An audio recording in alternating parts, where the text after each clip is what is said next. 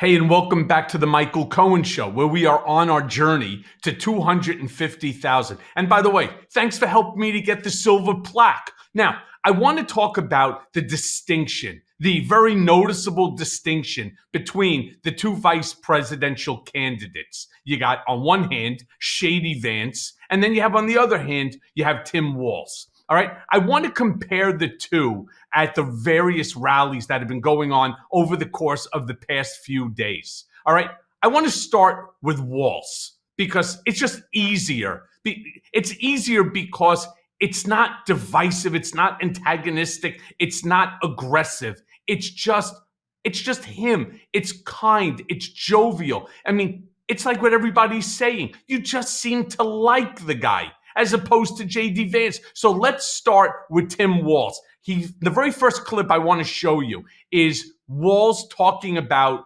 gun violence. Let's go to that clip and then you'll get my reaction. And just like Wisconsin, over in Minnesota, we believe in the Second Amendment, but we also believe in common sense gun violence laws.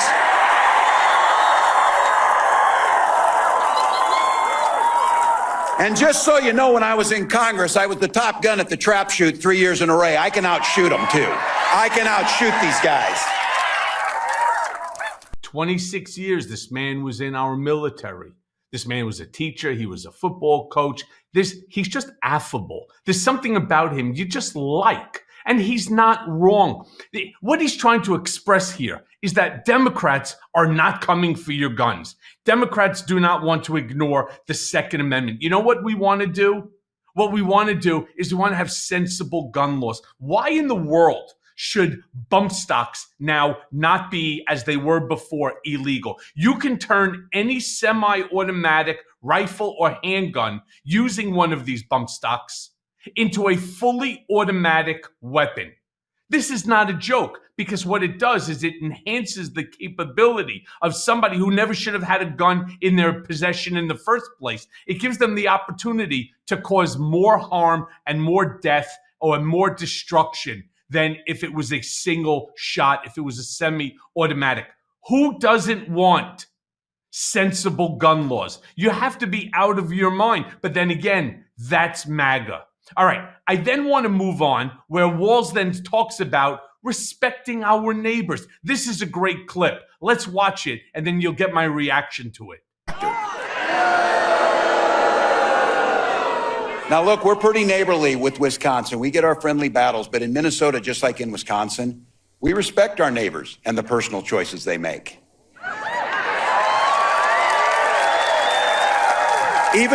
Even if we wouldn't make the same choices for ourselves, because we know there's a golden rule. Mind your own damn business. Mind your own damn business.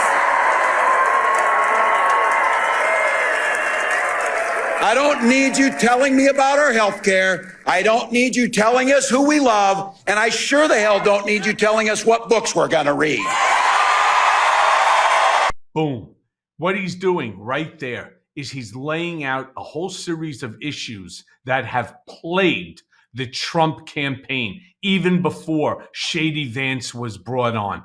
It's going like healthcare, right? Or who you love, or what books you're going to read.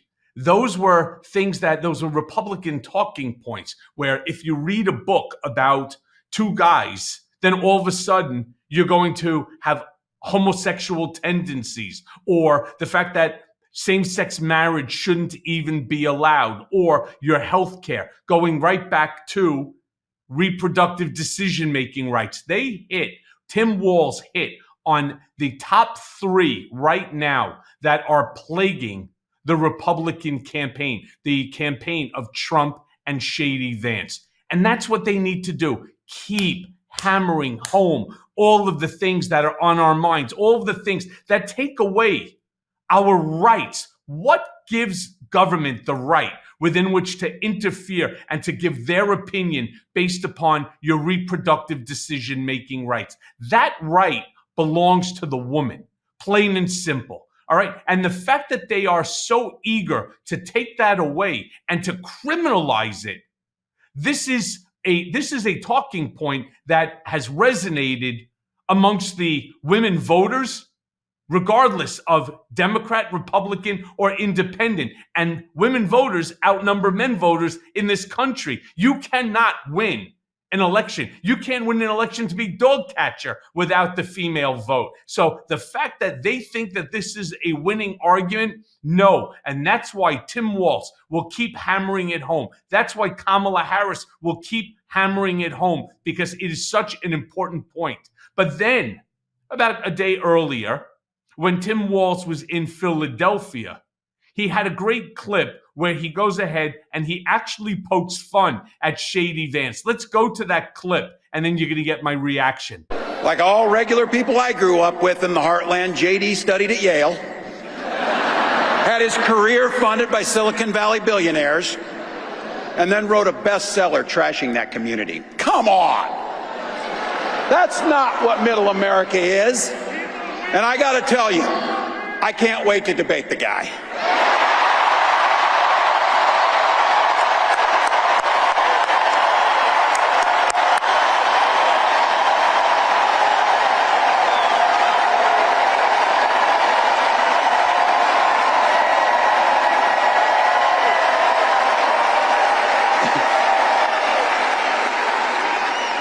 That is if he's willing to get off the couch and show up. So, you see what I did there? You see what he did there? He brought in that whole rumor about JD Vance and his sexual encounter with a couch. I mean, that was a brilliant, brilliant move because, again, it energizes his base. But he's not wrong when he talks about that. JD Vance writes about his growing up in Appalachia, the struggles that he had. He ends up going to Yale Law School, one of the most prestigious law school in the entire country, all right, and then has his career funded by Silicon Valley. He's talking about Peter Thiel, the guy who ended up with Don Jr., getting Donald to choose him to be the vice presidential running mate, all right? It was brilliant. And yes, the debate will be spectacular. In fact, I think the debate would be even better than, I know this is going to sound crazy, than a Trump-Kamala Harris. And you may say, how is that possible? Because nobody really wants to listen to Trump. Everybody's already heard the same old story. But the reason why I had that last when it comes to Tim Walz is now I want you to see videos of JD Vance at various debates. All right. I wanted to show you the first one, which is where he's talking about Josh Shapiro and being Jewish. Let's just go to that clip and you'll get my reaction. Hey, from NBC News. You have repeatedly suggested that the only reason Kamala Harris didn't pick Josh Shapiro to be her running mate is because of his Jewish faith. Do you have any evidence to support that assertion that a person who's married to a Jewish man is somehow anti-Semitic or bowing to anti-Semites? Well, I reject the premise of the question. I did not say that that was the only reason that Kamala Harris didn't choose Josh Shapiro. So you should, take a little less DNC talking points when you ask your questions and ask a real question. Reject the purpose of your question. Look at what he said. He's already pulling a Donald Trump. He's attacking the news media. Oh, stop using DNC talking points. Really? What would you like him to do? Would you like him to give you a Sean Hannity sort of, question? Hey, how you feeling, Shady? Right? How's things going? Right? Tell us how great you guys are doing and so on. I mean, that was a real question. And it's a real question because that's what he said. All right. And he rejects the premise and the purpose of it. This is the part that I'm trying to explain, the difference between these two guys. Now, I want to just move on and show you another one. In Michigan, all right, he turns around and talks about having biracial children. Just watch this clip, and then you'll get my reaction. Sir. I want to talk a little about Could you speak a little louder? Sorry. Will Jones from Local 4. I want Yes, to talk sir. a little bit about race. I was at the National Association of Black Journalists conference last Yes, week sir. where President Trump made some attacks on Vice President Harris's biracial heritage. You're married to an Indian American woman. You have biracial children. How do you explain his attacks, and what is your reaction to his attacks as a father of biracial children? Yes, sir. So I am the father of biracial children. Actually, my wife is here today. My kids are back home with my aunt today. And look, I was not bothered at all by what President Trump said, and I didn't take it as an attack on Kamala Harris's biracial background at all. What I took it as was an attack on Kamala Harris being a chameleon. She pretends to be one thing when she's in front of one audience. She pretends to be something else when she's in front of another audience. And I think he was observing the basic foundational reality that Kamala Harris pretends to be something different depending on which audience she's speaking to. How great is that? So he's trying to use words that people are using to describe him as a chameleon. So in my next podcast, Mea Culpa podcast, I actually write something in the Mea Culpa portion of it, where I say the vice presidential picks of JD Vance and Tim Walz represent two distinct approaches and political ideologies. While Vance's past statements and perceived opportunism could be injurious to Trump's campaign by alienating voters who value consistency, Walz enhances Harris's campaign by providing experience, centrist appeal, and a steady hand. The chameleon here is JD Vance. And that's why he's now attacking Kamala Harris. And what do you mean it didn't bother you that this is what Trump said? And that's not what Trump said, and it didn't bother me. How could it not?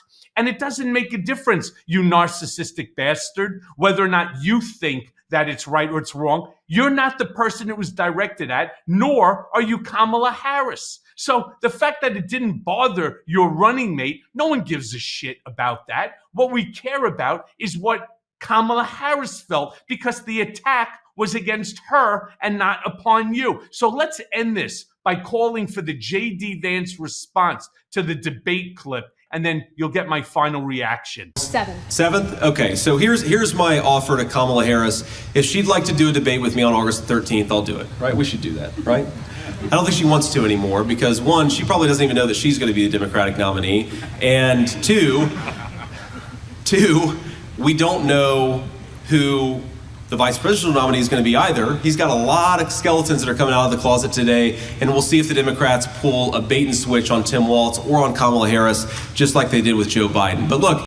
What the hell is this idiot talking about? I can't believe this is Yale Law School. First of all, Kamala Harris at that time, as she is today, is the Democratic nominee for the presidency in 2024 for the race. On top of that, we also know, as he should as well, that Tim Walz is going to be the vice presidential running mate in this upcoming election. When he starts talking about that he wants to debate Kamala Harris, a numbnut. Yeah. I'm talking to you, shady numbnut. The fuck you talking about? You're not running for the presidency. You don't debate. It's not a vice presidential nominee debating a presidential nominee. The presidential nominee, that would be Donald Trump. So write this down, Mr. Yale Law School. Donald Trump would be debating Kamala Harris. You, sir, would be debating Tim Walz. I mean, do you not know this? What the hell are you thinking about? Clearly, you're not. You're so flustered, you don't know whether you're coming, you're going north, south, east, west. You have no idea what's going on. And that's why I will end this segment, as I do each and every one. Vote Harris Walz 2024. Hey, everyone. First of all, thanks for watching. I mean, we're going to be posting daily episodes with reactions and talking about politics. We'll be talking about everything, in fact. So please like and subscribe. Join us on this journey.